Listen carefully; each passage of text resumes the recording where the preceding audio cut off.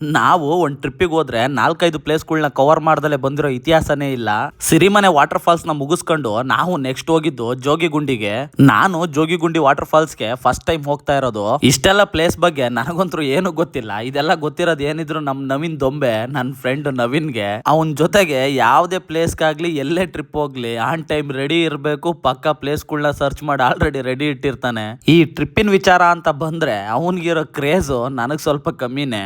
ನಾವಂತೂ ಮಾತಾಡ್ಕೊಂಡು ಜೋಗಿಗುಂಡಿ ಟ್ರಕ್ ನ ಸ್ಟಾರ್ಟ್ ಮಾಡೇ ಬಿಟ್ವಿ. ಈ ಫಾಲ್ಸ್ ನೋಡಕ್ ಹೋಗೋ ಖುಷಿಲಿ ಮಳೆ ಯಾವ ರೇಂಜಿಗೆ ಬರ್ತಾ ಇತ್ತು ಅಂದ್ರೆ ನಮ್ ತಲೆ ಮೇಲೆ ಫಾಲ್ಸ್ ಬೀಳ್ತಾ ಇದೆಯಾ ಅನ್ನೋ ಅಷ್ಟು ರೇಂಜಿಗೆ ಮಳೆ ಹೊಡಿತಾ ಇತ್ತು. ದಯವಿಟ್ಟು ಎಲ್ರು ಒಂದ್ ನೆನ್ಪಿಟ್ಕೊಳ್ಳಿ, ಇಂತ ಒಳ್ಳೆ ನೇಚರ್ ಅಲ್ಲಿ ಬಂದಾಗ ದಯವಿಟ್ಟು ಕಸಗಳ್ನ ನೀವೆಲ್ಲೂ ಹಾಕ್ಬೇಡಿ. ಅಕಸ್ಮಾತ್ ನೀವು ತಂದಿರೋ ಕಸನ ನಿಮ್ ಜೋಬಲ್ಲೇ ತಗೊಂಡೋಗಿ ಡಸ್ಟ್ ಬಿನ್ಗಳು ಎಲ್ಲಿರತ್ತೆ ಅಲ್ಲಿ ಹಾಕಿ ಅಂತ ಕೇಳ್ಕೊಂತೀನಿ. ಪ್ರಕೃತಿ ನಮ್ಮೆಲ್ಲರಿಗೂ ಸಿಕ್ಕಿರೋ ವರದಾನ, ಅದನ್ನ ಕಾಪಾಡ್ಕೋಬೇಕಾಗಿರೋದು ನಮ್ಮೆಲ್ಲರ ಕರ್ತವ್ಯ. ಈ ಜೋಗಿಗುಂಡಿ ಜಲಪಾತದ ಬಗ್ಗೆ ನನಗ್ ಗೊತ್ತಿರೋದು ಒಂದೆರಡು ಹೇಳ್ತೀನಿ ಬನ್ನಿ.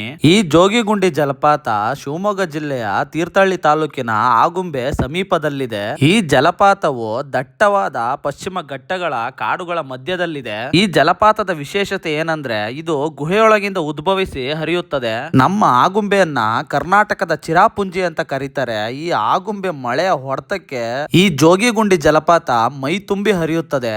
ಇಂಥ ಸುಂದರವಾದ ಜಲಪಾತವನ್ನು ನೋಡಲು ನೀವೊಂದ್ಸಲ ಜೋಗಿಗುಂಡಿಗೆ ಭೇಟಿ ಕೊಡ್ಲೇಬೇಕು. ನನ್ನ ಮುಂದಿನ ವಿಡಿಯೋದಲ್ಲಿ ಇನ್ನೊಂದು ಸುಂದರ ಜಲಪಾತದ ಬಗ್ಗೆ ವಿವರಣೆ ಕೊಡ್ತೀನಿ. ಅಲ್ಲಿವರೆಗೂ ಟಾಟಾ ಬಾಯ್.